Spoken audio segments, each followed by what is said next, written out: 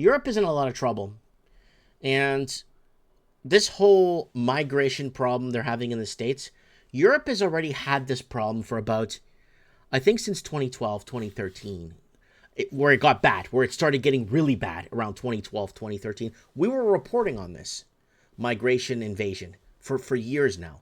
America's getting a taste of it with the Haitian invasion that we were reporting on the migrant trains back in January, February, March of 2020. If you guys remember that, we were kind of giving you guys the outcome, how things were going to turn out, where things were happening. We were even getting reports of people that watched the show that were on the southern Mexican border reporting the migration train for us and giving us a detailed outlook on what was going on. And this is getting so bad in Europe that I think Europe will cease to exist by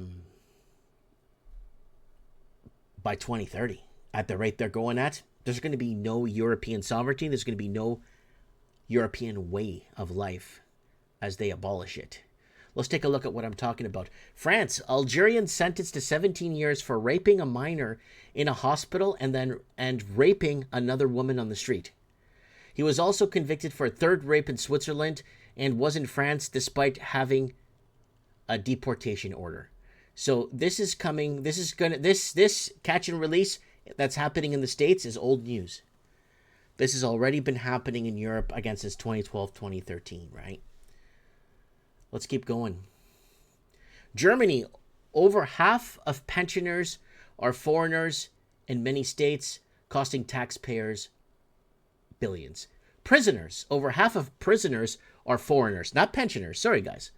Got a slightly blurred vision here. Over half of prisoners are foreigners in many states, costing taxpayers billions. And okay, well, let's argue that pensioners that come in, I'll give you an example from Canada. People would come in from Canada and bring in people that are 60, 70, 80 years old, and they get a Canadian pension the second they arrive without contributing a single penny to their Canada pension. So it kind of works both. There's two truths there. In addition, it must become common practice to consistently deport illegal immigrants in order to prevent them from committing crimes because, let's see what else we got here. There was a photo down here I wanted to show you guys. We covered that a few weeks back. Gang rape right here. Aber Sie sagen immer, dass sich das Land so verändert. That's in German. I don't understand. Let's keep going. We got more. Don't worry. UK seeks to send military trainers to Ukraine to improve logistics, cut costs, and send a message to Moscow. There you go. There's UK is sending a lot of white men to go fight in the fronts. British soldiers would be housed at a base in western Ukraine to train Ukrainian soldiers going to the front, but would not themselves take part in combat. Of course! That's what they tell you. They're not going to take part in combat, but they do. Right? Remember this story about Tony Di Fangulo? I told you about Tony Di Fangulo. His brother, sorry, it wasn't his brother, his cousin, okay, went to work as a medic in Ukraine. When the war started, he went as a volunteer medic. He's a licensed medic. He was in the military as a medic before. And then Tony Di Fangulo's cousin went to Ukraine as a medic. They threw the guy on the front lines. They don't even know where he is anymore. And we brought up Tony Di Fangulo's cousin a few times on the show. He has no idea. Hasn't heard from him ever since. No idea where he is. There you go. They always tell you, you're going to be behind. You're not going to be participating. They're all participating. And UK, homelessness, Kurdish migrant jailed for life after attempt murder of a Polish mailman.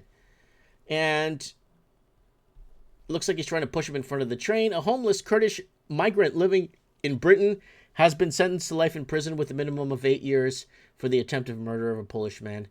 Let's see if it says here. Here he goes, trying to push him on. Looks like he's trying to push him on. There he is right there. There's the guy right there. Gets up. Pushes him into the tracks. Buddy pulls him out in time. Holy smokes. Holy Max. 61-year-old postman. Holy smokes. And let's keep going. What do we got here? EU mulls establishing union-wide database of all citizens and personal assets. Again, digital prison, digital world, digital bank, digital soul. Doesn't end.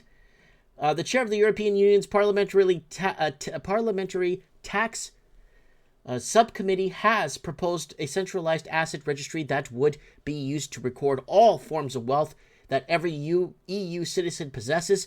It would also apply to corporations and other types of business entities. So this is not about foreign investors or money launderers. They want to come after the white European. Just like here in Canada, when I wanted to buy my house, they actually did a background check to make sure I wasn't using laundered money to buy my home. The whole money laundering investigations that they do in Canada is for Canadian people that live in Canada and live and work Caucasian European expansion people. It's not for the Chinese people that are bringing in money to launder. It's for the Canadian people.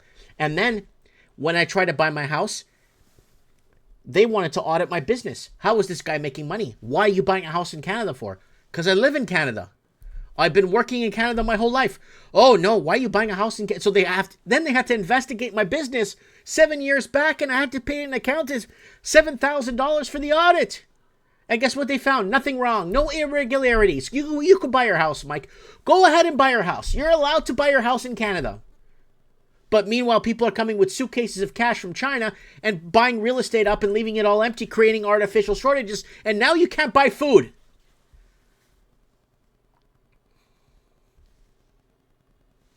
Catastrophic. Bavaria plans to build luxury lakeside asylum home worth millions despite German locals suffering housing crisis. And they're going to build a beautiful luxury lakeside asylum. That's beautiful. That's so picturesque. And locals living near the picturesque, they say that too, Lake Stenberg, which is popular for tourist location outside Munich in Bavaria, are struggling amid the housing affordability crisis. Yet the Bavarian government, led by Christian Socialist Union, CSU, is moving forward with a project to provide luxury accommodations to migrants, which will include free childcare. The new asylum home will be built in the community of Seeschwup, which is home to 3,000 people. Prices for homes and rents there are already sky high. Lakeside properties in the town could go for millions and sometimes reach 10 million euros. So there it is right there. They're going to resettle 500 migrants and of a town of just 1,370 residents. And they're going to destroy. They're going to destroy it. Poland prepares for mass immigration by establishing 49 EU-funded integration centers for migrants. Let's keep going. We're on fire here tonight. Migrant arrested in Leon for masturbating in front of children, dressed in a thong and fetishes. And it's craziness. Europe is falling and burning. America's just catching up to Europe. Canada is machete attacks. Canada is all kinds of violence and uptick in violence of people that don't want to be Canadian, that don't want to take on the idea of Canada and work together to build a culture. Unfortunately, we're being shafted here.